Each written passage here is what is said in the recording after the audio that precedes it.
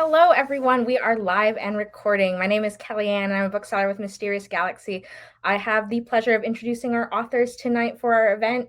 Tonight, we're joined by Stephen Spotswood. We're celebrating his newest book, Murder Under Her Skin, which is the follow-up to Fortune Favors the Dead and the second installment in the Pentecost and Parker mystery series.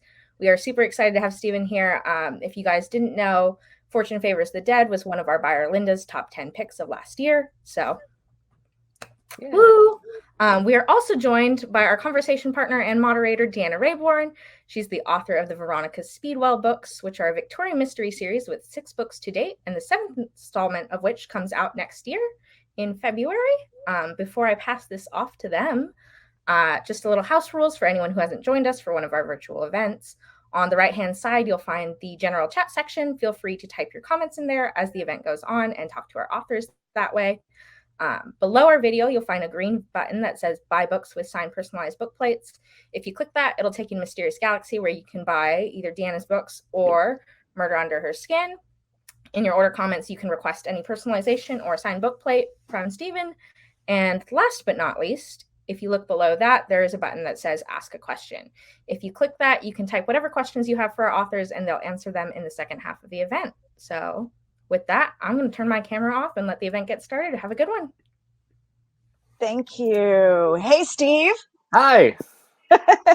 Okay, so for everybody watching, I'm so impressed with you that you're even still conscious at this point, because you have had quite a breakout debut week for this new book. It just came out Tuesday, and this is your 3rd event in 3 days. And yes. How you're not like fetal under your desk right now, I'm just super impressed. You're on both feet, you're awake, you're ready to do this. I'm good. I'm good for at least another hour. After that, excellent. That's awesome. Okay, so I was super excited when they asked me to chat with you tonight, because I loved the first Pentecost and Parker book. I got to read it early. I got to blurb it, and now I get to fangirl to your face and tell you how much I love this series. For folks who are not yet au courant with Pentecost and Parker, set them up for us. Explain to people who Pentecost and Parker are and how their relationship came to be. Okay. I was asked to give an elevator pitch last night, and I'm like, I still don't have a good one. Oh no, it's the single worst thing I could have possibly asked you. That's fine. Okay, good. Let's start. We're gonna get it out of the way now. That's fine. So Pentecost and Parker are 2 women working as professional detectives in 1940s New York, right on the tail end of World War II.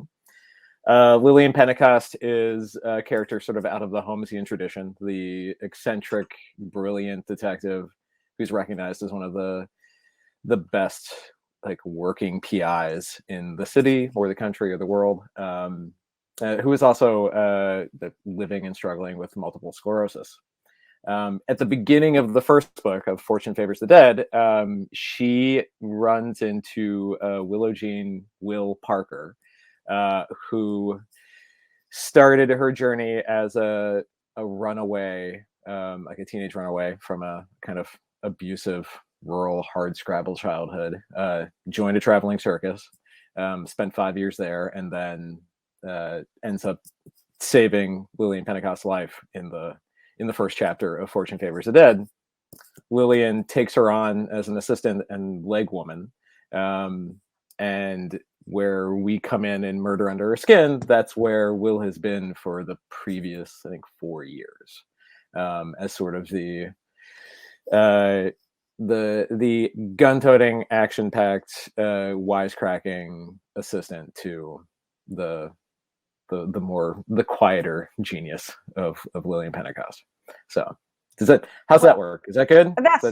That's perfection. Yeah, it sets it up beautifully. I mean, I referred to them with much love when I read the first book as a gender-flipped Nero Wolfe and Archie Goodwin.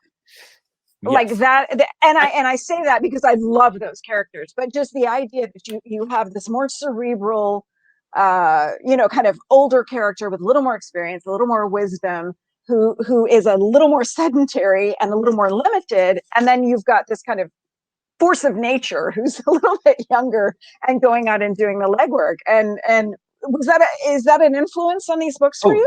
Oh God, yeah. Okay. So back in So I wasn't hallucinating. No, you're not hallucinating, and that's how I would describe them too. But unfortunately, like there's not as many people who know who Nero Wolfe and Archie Goodwin are. Okay, so in case y'all didn't notice, Steve just called me old. Like that's fine. It's fine. It's fine, Steve. I knew. No. Did you ever watch the adaptations in the 80s when they had oh, okay. You must have seen them in reruns. Come on. But it was phenomenal that they adapted them at all for a little while, because I feel like hardcore mystery people know what a legend this duo is, but so many other people who are not really hardcore fans of the genre, I think, kind of default to Holmes and Watson. Holmes and Watson or Agatha Christie. Or if they think American, they think like Chandler, or Dashiell Hammett, or like those hard-boiled ones. So so to answer the question, like, is it like how much was inspired? Like back in the summer of 2018, I started doing I was like organizing my paperbacks, and I got bored with organizing, and I just started reading one of the Nero Wolfes I had. And I realized I had read maybe 15 of his books, and I was like, he's written a lot more. So I started from the first book in the series and read chronologically through to the last one. That is always such a fun project. Over the course of like 6 months, and if I didn't have the book, I would track it down at a bookstore or eBay or thrift books or wherever the heck I could find it. And like halfway through, I was like, what would I do if I was given the license by the Stout Estate to write these characters? Right. And how would I bring them into like a 21st century mode? And like my first thought was like, eventually I came to the conclusion I wouldn't. Like I would not want to take those two and stick them in 2020.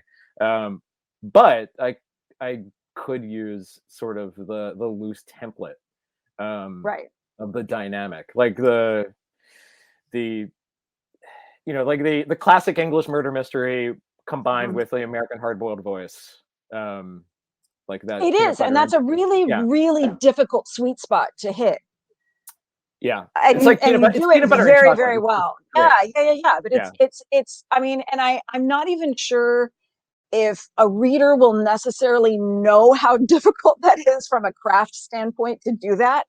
But another writer is looking at you going, bro, that's really good how you're able to do that. Because it's not an easy thing to pull off, to kind of overlap these worlds and these voices and have it come out. Pentecost and Parker are so authentic to me. They read like characters that you would just see on this. Like, I'm in 1946 New York. I'm meeting them. I'm going to cross the street and, there they are. How'd you come up with the name Willow Jean? Oh, I don't know. I really don't know. Really? I read it going, that's brilliant. And there's got to be some great story about this awesome moment. There's not. I like unique first names, and then giving them a shorter nickname. Like that's like all of my protagonists have like unique first names. And it's your tell. It's your tell. I love it. I love it. Yeah. Well, so you and I both have characters that spent time living in circuses. And because I have a knife throwing scene in the first book, I actually ordered a set of throwing knives and got down to business. Did you? No, but I had worked with throwing knives before.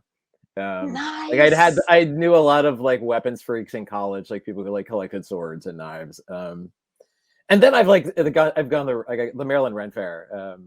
They used to have knife throwing. I assume they still do. What Ren Fair doesn't have knife throwing? Like, I mean, come on. Yeah. Also, I just read the first of your series last week, Curious Beginnings. When did you have time? I was like, I'm going to be talking with her. I have to read this book. And I loved it, but I got to the circus and I'm like, are you kidding me? We both have traveling circuses in our... Yeah. Circuses are just bananas fun to write about. They really, really are. And they give you a chance to bring in all kinds of characters you would never ordinarily be able to, first of all, create at all, but secondly, put in the same place. So, I mean, I think for us, there's such a great opportunity to do something really, really fun. And you kind of, went to town this time. Yeah, like I love circuses and sideshows. I just like in real life and in fiction. And why not? It's a bunch of really diverse people with amazing skill sets, and they're all sexy as hell. Or disgusting if that is their act. Like it's. Do you have the Taschen coffee table book on circus? It's a big, massive, oversized, and I don't have it here in my study, or I would have pulled it out. But it's fantastic. Is it? And yeah, I have several giant coffee table books of photographs of like historical circus photographs, like from like the turn of the century through the like 70s. But I don't know if I have the one you're talking about. I'm not saying I'm going to break into your house, but I'm saying if someone does, I'm probably going to be on the short list. So what's the most fun part of writing for you?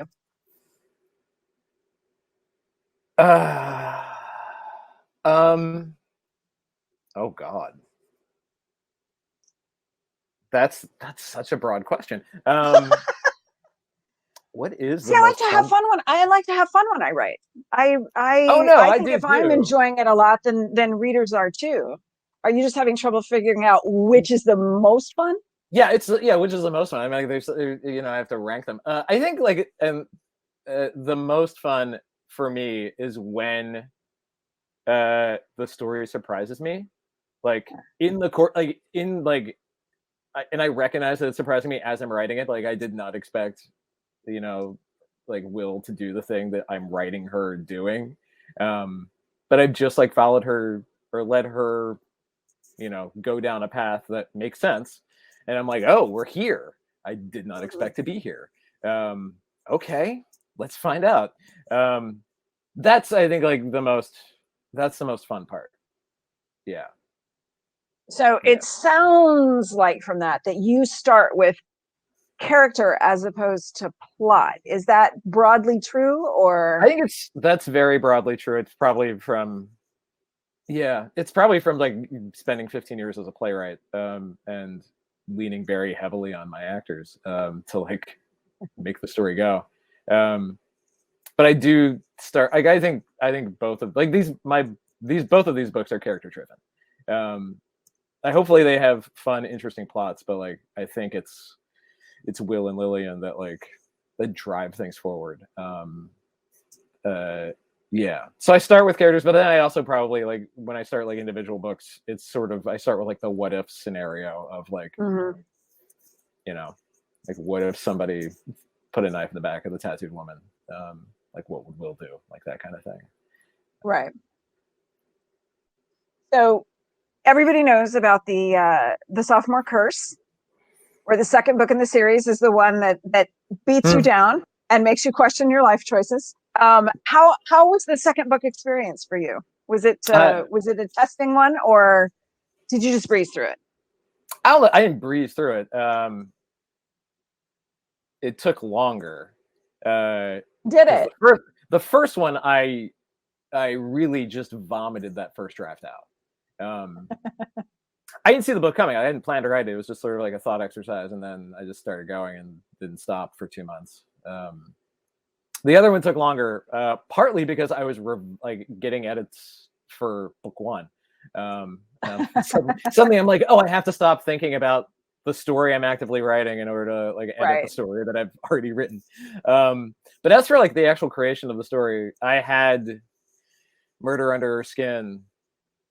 Like I knew the plot of it when I was writing the first book.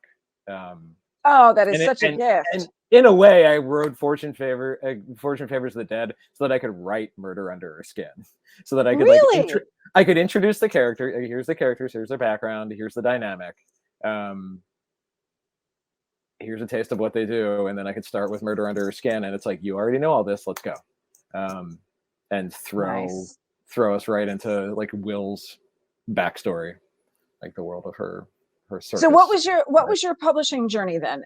At what point when you were writing the first book did you know it was going to be published? You've got the second one under contract. You're ready to go.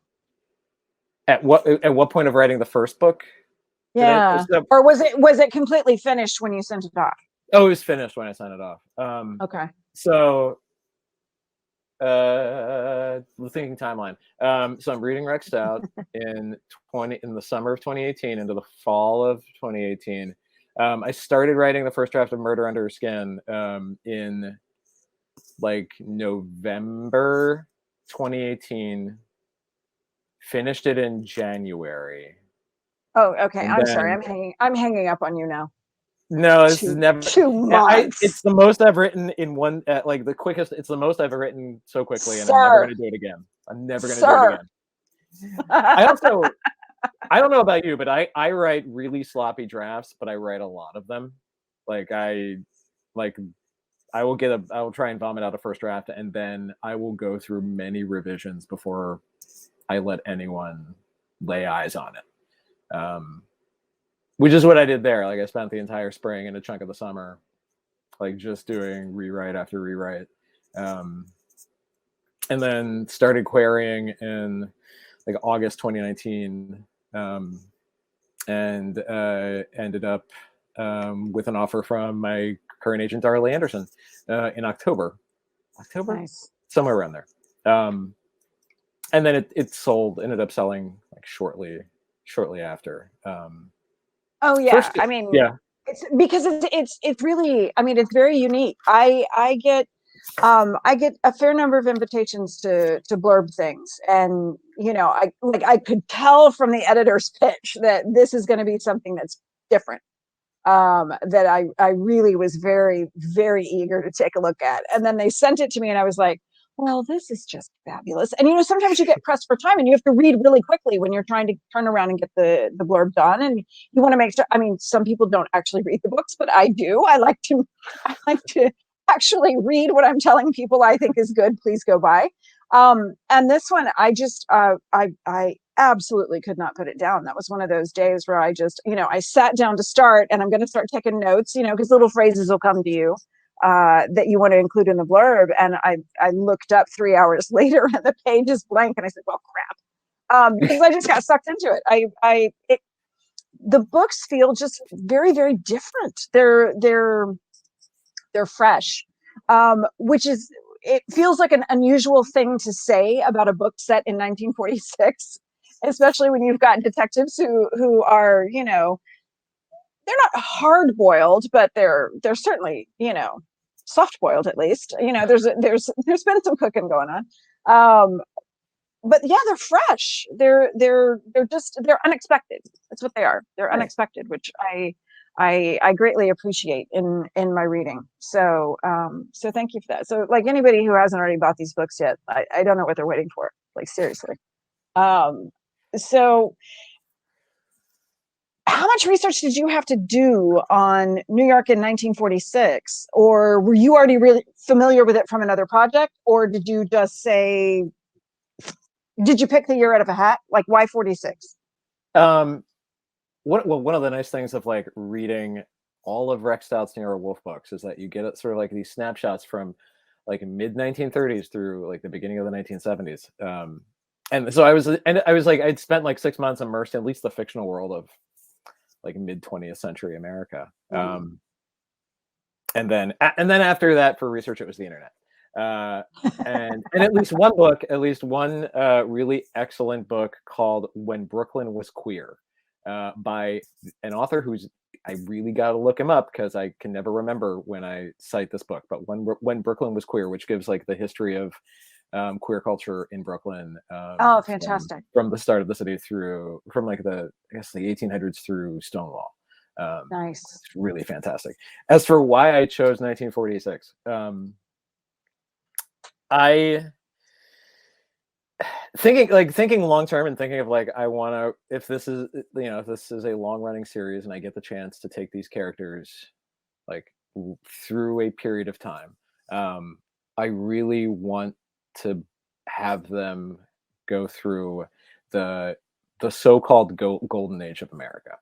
I say so-called golden age because I want, like, in these books, I want to show like the people and the cultures in the neighborhoods for whom the golden age was like not designed, for whom it wasn't golden, who really were like beaten down and destroyed, and erased, in order to build the sort of mythology of the white picket fence American dream. So I started like right at the tail end of World War II, because that's when, you know, everyone was coming home, and we were like, okay, we want to forget about all that, and we want to start, you know, building the suburbs. And then, you know, it leads into like the late 40s, 50s of McCarthyism and the Lavender Scare and all that fun, that I want to have. I want to have Will and Lillian on the ground for. So you're setting this up, it sounds like, for a nice long series. I'll write it for as long as they will let me. And if you look in the chat, When Brooklyn Was Queer was by Ryan. Ryan. There you go. And the link to buy it. Nice. Get it. Mysterious Galaxy coming in clutch. Okay, so do you have a third one currently under contract, ready to go? Which is a horribly cruel question to ask the week book 2 drops. It's not a cruel question. So there it's hard. My contract for books 3 and 4 is being like hammered out now. Like, if like you might know, but I don't know if all our viewers do. Like, publishing contracts take months. They take months. Honey, so many months. So many months. Oh man, when I was for the first contract, it had been a couple of weeks, and I'm like, man, I wonder when they're going to get that to me. And my wife, who has been a published novelist for like 10 years, is like, oh no. Did she pat you on the head and explain to you the facts of life? She's like, it is going to take months, and I'm like, months. It is a very slow business. I have an agent friend who was just tweeting today about the fact that somebody called to check on a submission that they've had in with her, and it's been 1 week. And I was like, oh precious, no. I just want to give that person a hug. Yeah, right. Honey. Yeah. So the contract is being, you know, sent back and forth for books 3 and 4. Awesome. Book 3 is into my editors now. Nice. I'm expecting an edit letter before the holidays, so that I can. So it's something to think about. Okay. So for those of you who are listening in and not familiar with an editorial letter, this little beauty comes across your desk when you've turned your manuscript in, and it's your editor's chance to say, hey, love this.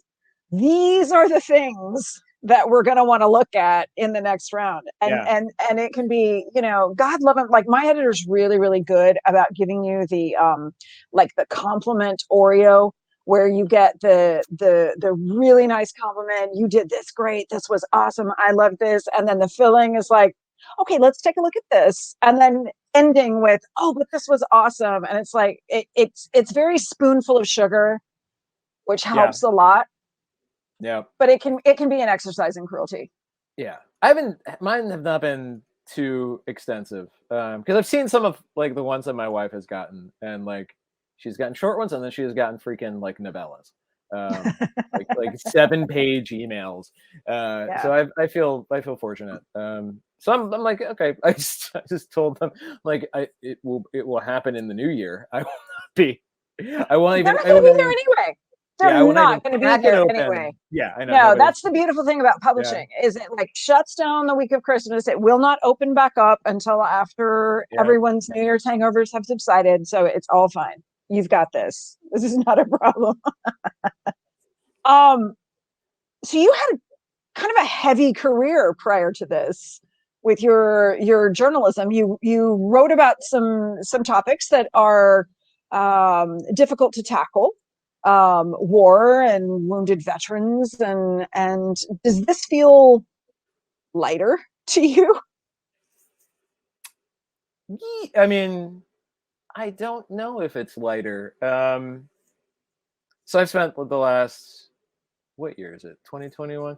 I spent like I spent like 17 years writing, and I still do. I write for a monthly magazine that covers healthcare in the federal sector, and my beat for all that time has been Veterans Affairs. So I've been writing since like the first waves of service members were coming back from Iraq and Afghanistan. I have been like writing about PTSD and traumatic brain injury. I write regularly on like military sexual trauma. Yeah, not enjoyable topics, but ones that like we have been struggling with as a nation for a while. But I write them from the point of view, like it's a medical magazine, so it's like I'm looking at it from a very narrow lens of treatment and research and policy. And what I like, so like novel writing, I don't know if it's any lighter, because I end up taking the same sort of the human themes that I don't always get to write about in journalism, and take them and put them into the books. Like looking at like I've written for like 17 years about all kinds of degenerative chronic illnesses, and so now it's I get to write from the point of view, or not from the point of view, but like about someone who is suffering from multiple sclerosis at a time when treatment was very limited. And in Murder Under Her Skin, there's some very direct correlations with like the stories I write about with PTSD and other topics, except in the context of World War II, which is all the things that were happening today, like all the PTSD and TBI and like all of those things happened in World War II, except like nobody was allowed to talk about it. We didn't have the language. No, you didn't talk about it. There are no resources to treat it. You're just, just go and buy your Buick and live in the suburbs, and don't talk to us. Yeah, and drink a lot. Yeah, of course. And then let it, keep it contained until you're in your 70s, and then. Oh God, sad but true. Absolutely true. And you have also, you mentioned earlier that you're a playwright, which I find deeply fascinating, because that is a very, very collaborative form of writing. Unless you're one of those extremely dictatorial playwrights, but obviously not. And writing novels is very solitary. It's much more of a, I mean, there are pros and cons. When you're working by yourself, you kind of call all the shots. You don't have to listen as much to other people's input, I would imagine, as you do, especially if you're in the workshop stages of a play. When you're seeing it play out in front of you, is it working? Do I have to change it? Oh, the actor has a thought. How do you find that? Like, does one of them work better for you, or do you like exploring them both? I like exploring them, but like they both, like playwriting and novel, like they're very different, but they both have their strengths. Like with playwriting, I love the collaboration. I'm not a dictatorial playwright. Like the rehearsal room is my favorite place, because I get to work with all of these amazing artists, and like the thing I'm writing is more, it's not a finished work of art until it's performed. Like it's more like a blueprint or scaffolding, or a Gundam that my artists are going to climb in and drive. I've used a lot of metaphors for this over the years. So like that, so I miss that part in novel writing. Like I love getting the edit. Like I love communicating with my editors, because like it's like the first time it's like, oh good, or like with beta readers, I'm like, oh, I get to share a thing because it's been months in my head, like in my room, just typing away. It gets kind of lonely. And so you finally get that feedback, and you're like, when you get a manuscript back and your editor's left a note in the margin that says "ha," or and you're like, thank God, nailed it. Yes. It's like, yes. That's great. I will say that with novel writing, the thing that I can do with that I love, that is much harder to do or more limiting to do in playwriting, is that with a first person narrator, I get to live an interior monologue all the time. Like I get to just dive into her thoughts and have them expressed and have her go off on these inner tangents that would totally it would possible in theater, but like it would not be optimal. So no, because people can get bored during soliloquies. You know, they can tune out at some point. You can only have so many to be or not to be's. Yeah. Okay, so we do have a couple questions popping up that I'm going to pitch you. How do you balance adding hints or evidence for your mysteries without giving away the big reveal too soon? Oh man. So I've only done this a limited number of times. This is like a thing that this is one of those big things I tweak in edits and in like the drafts. I think I want to give the readers just enough. Like I want to give people a fighting chance. Like there's the concept of fair play and like of making it possible for the readers to get to the solution before I give it to them. So really, it's just like I usually end up giving too much at first and having to go in and assume that my readers are as smart or smarter than me, and then just start taking clues away. Well, and you know, they're also operating at a remove. Like they have a little more objectivity when they approach a book, and so I think sometimes it's a little bit easier because we don't have that distance that they can come in and say, and make a connection that you're like, wow, I thought I was being super subtle there, and meanwhile they're just putting all the pieces together. Yeah. Also, I found I've dropped clues without meaning to drop them, like little hints or ways I describe a person, and like somebody will be like, "Oh, did you?" I read this and I knew then. I'm like, I didn't mean to do that. That was just no. And the thing is, you do it when you write a series. Sometimes you set things up you're going to end up using that you had no idea would ever come in handy, and then all of a sudden you're like, oh, I know exactly what the plot of this book is now, or I know who that character was and I'm going to make use of him, which is, it's like, thank you, subconscious, that was super helpful. Are there any other genres that you want to try to write? I mean, not that you're not already doing it all, like you're teaching, you're writing nonfiction, journalism, you're a playwright, now you're a novelist. Fortune Favors the Dead was not my first book that I've written. It's the first published book. I wrote a young adult novel at my wife's urging because she had an idea and she was like, you should write a superhero YA, and I did. And it was it existed. It wasn't bad, but I don't read enough YA in order to write it coherently. And then I wrote a contemporary thriller that was less wonky, and I'll probably go back to. And so, like, that's probably that. I do want to go back to like contemporary mystery. And just something in the present day, either mystery or thriller. I read a ton of sci-fi and fantasy and horror. But I don't know if I would want to, if that would be my first genre to dive into out of historical mystery. Well, in fantasy too, a lot of times it feels like it brings with it this pressure to do a 900-page book. That's book one of a trilogy. And it's so much commitment. It's so much commitment.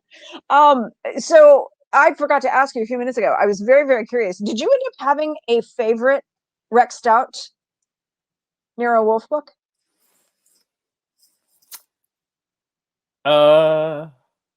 No, I don't. Really? I don't have a favorite one.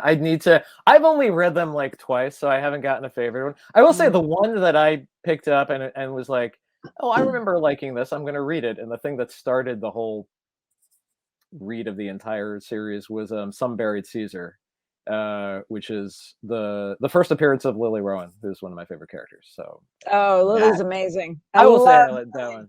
Yeah. Lily's fantastic. Yeah, I have a very soft spot for Fleur de Lance. I haven't read it in a very, very very long first time. one. Yeah, yeah. Yeah, but I do, it's got that kind of, I'm going to take you on a brand new journey kind of feel about it, which I dig very hard. So what is your favorite thing about the dynamic you've created between Lillian and Will? That's a question from Tina. It's a great question. My favorite thing about them. So when I was reading the Nero Wolfe books, I was like making note of all the things that I loved and then all the things that I wanted to add to it. And one of it was like just to deepen and grow the relationship between my two characters. And the thing that I love most about them is that like they're not just like boss and employee, but they are like really becoming the very deep friends. Like they both care for each other a lot, above and beyond just being colleagues. And that I like that that Lillian prioritizes and values Will's like emotional health and growth, as above like the job, and that they're the people, they're each other's like confidants, up to an extent, because Lillian is much more hidden emotionally, but yeah, that's it. Like that they're not just partners, that they share so much more. So I was really interested in the fact that we've talked at length about the fact that you were inspired by the relationship between Nero Wolfe and Archie Goodwin when you started writing these books. But I was super interested in the fact that you decided to go with two female lead characters. Was that why? I'm intrigued by this as a choice, because I feel like a lot of men would have read those books and kind of defaulted to going to at least one male character. But you gender flipped them both, and I'm very, very interested in that. So for like my default is always for protagonists is always women. Like the vast majority of my plays, like I think like 9 out of 10, it's a female protagonist. That's fascinating. Yeah, and because that's not common. I don't know how it started. I don't know. And also it's most of the time it's a queer female protagonist. So like when I started thinking about who Will was, like I was like young, bisexual, grew up with a traumatic hardscrabble childhood, which is another like theme that runs through a lot of my work. Yeah, and yeah, so it's just a matter of like what I default to. Yeah. So the books to me are very, very visual, and I'm sure that's coming out of your experience and your strength as a playwright. Would you rather see them done as a film adaptation or a stage adaptation?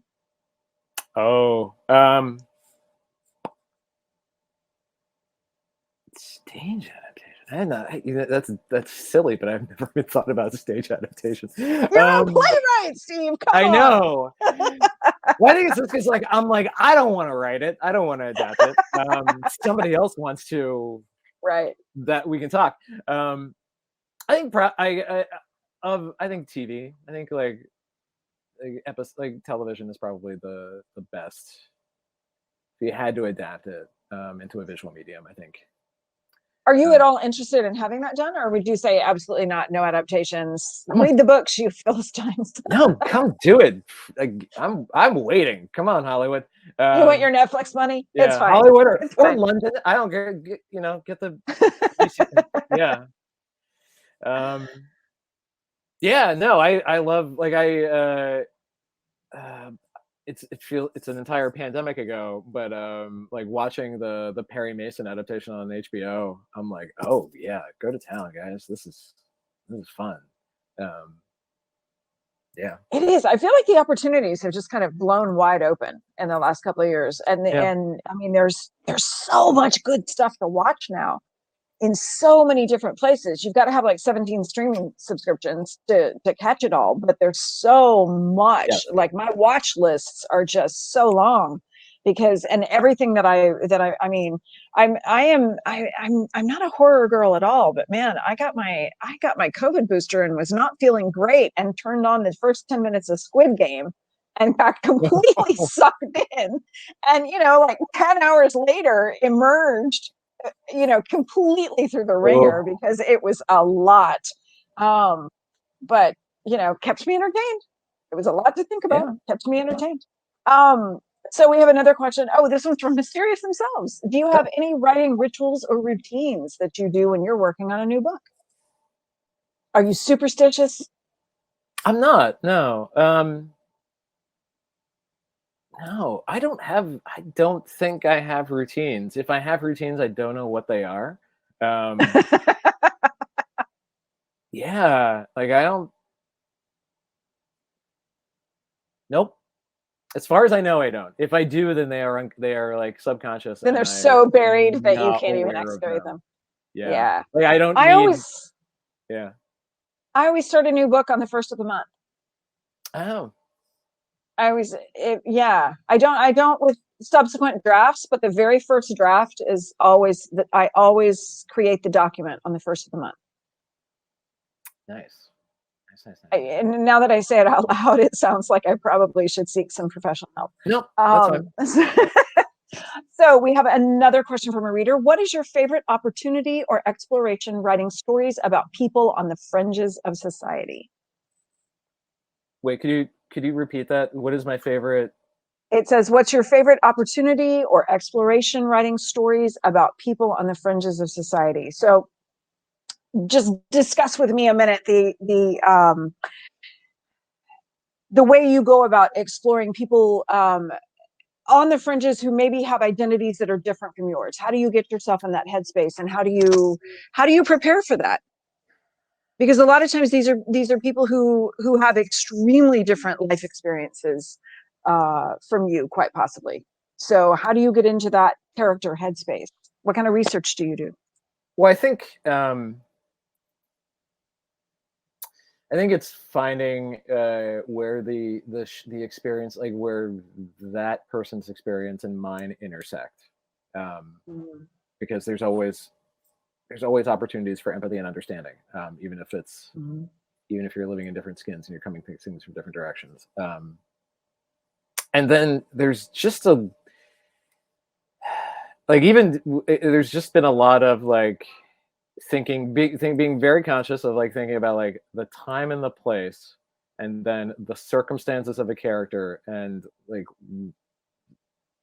being very conscious of like what are the barriers, what are the obstacles that are there for them that would not be for me, and then like having to work through, like just working through them. Like it's in my head, like as I'm describing, it's like sort of like designing like a video game landscape of like, here you have this person, they have these and like you start building obstacles and having to like, how, what's the difficulty level for like Lillian and Will working in this profession in 1946? What's the difficulty level when Will, like so much of Will's personal life is closeted, and she can't share it with the world? Like, what does that do? How does that affect how she talks? How does it affect like the decisions she makes? And yeah, and it's like sort of that, keep that mindset for everyone. Yeah, does that make sense? It does. It does. Absolutely. Yeah. I love the analogy of kind of building it like a video game and discovering what their difficulty setting is.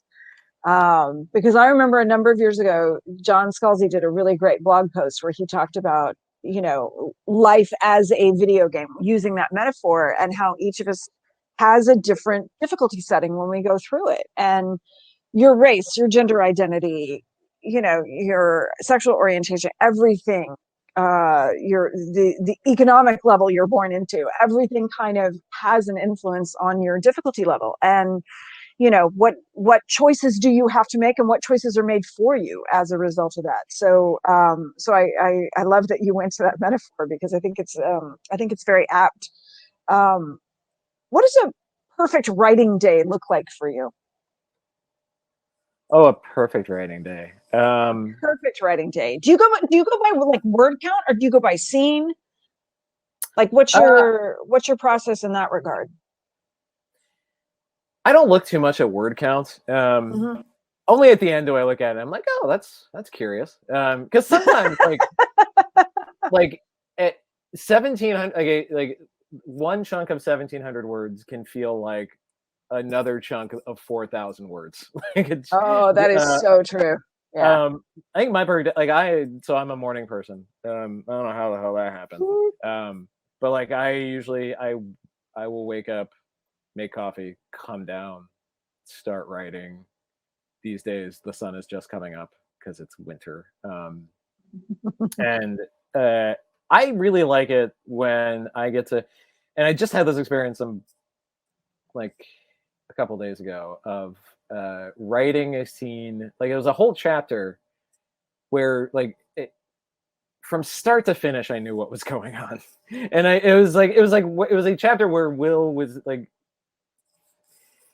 it's not going to spoil anything because it's like she discovers a body and she has to search it and then deal with it. And I know what she's physically doing the entire time. I know the steps she's taking. I know her emotional state, and like I can just give that entire arc. And then I'm like, I just wrote a whole chapter. And it probably was like more like 1,700 words than like 4,000 words, but it was a complete thought that I did not have to leave a crap ton of question marks in. Yeah. Frequently I will do that. I'm like, okay, I got to look up a brand of freaking shoes in 1946, or like look up whether this thing was invented. I know it well. So I like that. Like I like when like the writing comes and it's not fussy. Yeah, I was talking either last night or on Tuesday about one of the sort of semi drawbacks of going from playwriting to novel writing is that in novel writing I don't have costume designers anymore, and I don't have actors, I don't have directors anymore, and I constantly have to think about what people are doing with their faces and their hands and where they're standing.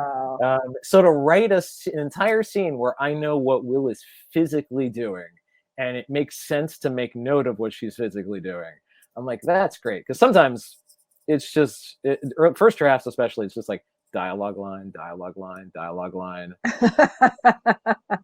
gotta put something in that here. Makes sense. That makes perfect sense though, because like that's your default. Yeah. Your default is dialogue. It makes perfect sense. So I want to get this question in before we go on to a couple of others, because I want to make sure Mysterious Galaxy has a chance to drop in some links if they need to. What are you currently reading? What can you recommend to folks? Ooh. What am I? I'm between books right now. Because last week I read your book, A Curious Beginning. Did I get the title right? A Curious Beginning. Yes, you did, sir. Good for you. And I have the second one waiting for me to pick up at a bookstore, which I'm excited about. I'm like, this is me looking around my room at the stacks of books. Okay, literally somebody asked me this one time during an interview, like to recommend a book, and my mind went so blank that I recommended Jane Austen, as if this was brand new information to people. Yeah. So it was not my intention to put you on the spot. I just assumed you'd have No. something because I figured you've been asked this all week. So I thought I was haven't. throwing you a Nobody softball. No, not once has anyone asked me what I'm reading. Not once. Oh my God. I've recently binged Alan Bradley's Flavia Deleuze series. I'm like 8 books into that. Talking with him next week. You are, and he blurbed my first Veronica book, and it was like, it's kind of like the Pope coming and giving you a little benediction when Alan Bradley says, "Oh, I love this," and you're like, oh, because I love the Flavia Deleuze books so much. I do now. She's such a little horror in so many ways, and yet she's the kind of horror who does amazing things, and you love this kid, even though you don't necessarily know that you would like to have known her in person.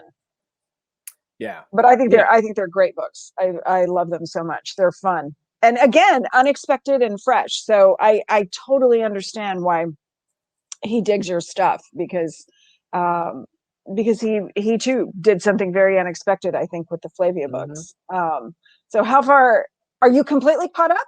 No. I am about to start I think it's second to most recent. It's a grave is a fine and private place. Is the one that I'm about to start. I'm also obsessed with the packaging of those books. They're love so covers. Beautiful. They're Aren't so they gorgeous? Nice. And the texture of them, like I love that like little whatever kind of paper they use for the covers. It's a very tactile experience to read those books. I just kind of pet them. And a lot of books you don't get to have that experience with, but the packaging has really stayed the same all the way through. So you just kind of keep touching them. And it's true whether you buy them or get them in the library, which a lot of times the editions are very, very different, but they're not. So you go and treat yourself to these books, and they look so gorgeous in the bookstores. They really do. So you'll have I expect you'll have a very nice time chatting with him next week. So good. I see that we have the link for The Sweetness of the Bottom at the Bottom of the Pie, which is Flavia Deleuze #1. Highly recommended if you haven't read those books, because Flavia Deleuze, what is she, 10 in the first book? No, I think I thought she was 10. Is she 12? I think she is 12 throughout. Is she 12? Yeah, I thought so. But you know what? You've read it more recently than I have. You probably know better. Anyway, she is pre-adolescent, on the cusp of adolescence. And wildly precocious, a gifted chemist, and they're kind of cozy, very similar to your time period, very close to your time period, just a few years later. But I feel like post-war rural England was probably, very different place. 6 or 8 years behind post-war New York, so probably not terribly different in that regard. Do you have an end game in mind for Pentecost and Parker? An end game. Like if they said to you, okay, it can be 4 books, or what you wanted. Like Agatha Christie knew what she was going to do. She wrote her last Poirot book, stuck it in the safe, and it stayed there for like 30 years. So she always knew what was going to happen. Yeah. You have a master plan? I have some plans. Like I said, I want to write this for as long. So it's fun. It's like I will write this for as long as they let me. But at the same time, they're not going to exist in a bubble. Like MS is a slow progressing disease, but it's not. Right. But in the 40s, it's not going to stay, that easy to live with forever. And also, like Fortune Favors the Dead, like you sort of find out at the very end that Will is writing this from sometime in the future, and things have changed. How they've changed exactly. So I have. Do you know, and you're concealing that from readers, or have you not quite worked that out? Yeah. Okay. Yeah. I have an idea of I want to get through this chunk of American history and the 50s, and into a little bit beyond, and I have an idea of like how it plays out. At the same time, like I'm also like I love being able to writing this a historical mystery because I can go back, I can have prequels, I can slide in mysteries in between other books. Like I don't have to. And ever you stop can writing. play with time to a certain extent too. Oh yeah. Which is a gift Yeah. to be able to you know, kind of say, oh, you remember those 3 weeks I haven't told you about yet? This is what was Yeah. going on. Well, there's like Which is a always fun. Fortune Favors the Dead. Like the first 3 chapters are when they first meet, and then it jumps 3 years. Yeah. So there's plenty of time there. I do have the first 6 books planned. Like I know exactly. Okay, I'm hanging up on you again. That's so unfair. Well, I've known it. Like it's not like I've known it for like since I was writing the first one. I started thinking about because there is there's some meta mystery going on. Like there's an overarching story, and I consider like the first 6 books are like the first arc. Excellent. Like a multi-arc journey. Yeah. Very clever. Okay, so 2 more questions. One is a quickie. You said your wife is an author. Can we drop a title or flog a book for her? Yes. So my wife is Jessica Spotswood. She is a young adult author. Her debut trilogy was the Cahill Witch Chronicles. And so you guys can look that up. But we love us a good witch book. Yeah, she also has a new book coming out in the spring called Great or Nothing, and it is a World War II era adaptation of Little Women.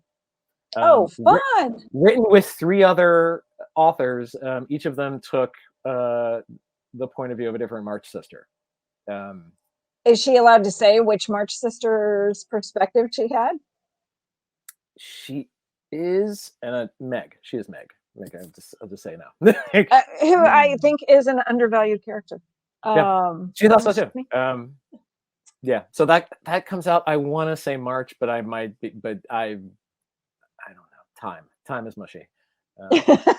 Time is very mushy. Okay, so last question for you. And this one, hopefully, like a couple of things I've pitched you, I thought were easy softballs, and they've turned out to be difficult, for which I abjectly apologize. You've done 3 events in 3 days now, launching this book. Is there any topic that you would like to discuss? Any question you'd like to answer that nobody's asked you? Something that's just on the tip of your tongue, an anecdote, a little bit of research you want to share? It's funny. Somebody else asked me this. Oh, stop it! I quit. They did. However, I will say, like one thing that we did not get to, that I've mentioned in all the other, or at least 2 of the other 3 events I've done. So and I guess I neglected to research circus life for this book. I am privileged to have a friend in my life named Matt Pauley, who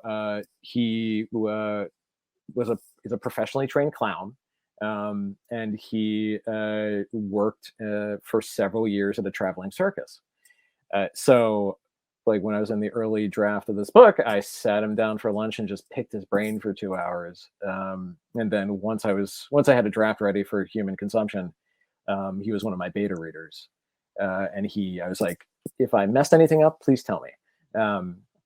And he was just invaluable. Just like not just the mechanics of like the life of a traveling circus, but also like the culture and just how people work together. Yeah, they're just it's very much a found family. Yes, yeah. Well, that's yeah. I mean, that's a big theme in the book. Yeah, absolutely. But Matt is great, and if you ever want to see him, you can just go on YouTube. He does he's one of the clowns that works at Johns Hopkins at the Children's Center. Like if you ever see those like little YouTube clips of like clowns going around and like being wonderful for kids going through cancer treatment and stuff, he is one of them. So he is great, and he was invaluable with this book. Well, that is a lovely note to end on, and I think Kellyanne is probably about ready to pop back in and give us our outro. waiting in the wings, was waiting for my Hey. cue. Thank you guys so much for a wonderful event. And thank you everyone in the audience for joining us tonight, and anyone who asked questions for our authors. Just to wrap us up, if you guys haven't yet, you can purchase Stephen's book by clicking that green button that says buy books with signed personalized book plates. And the way you get a personalized book plate is by requesting one in your order comments when you check out. So with that, I'm going to let everyone go. Stephen and Deanna are champions who have been up late for us. It's 11 where they are. So us West Coast folks get to take it easy. But thank you guys so much. And Absolutely, Thank you. my pleasure. Thank Thanks for you so having us. much. Congratulations on release week.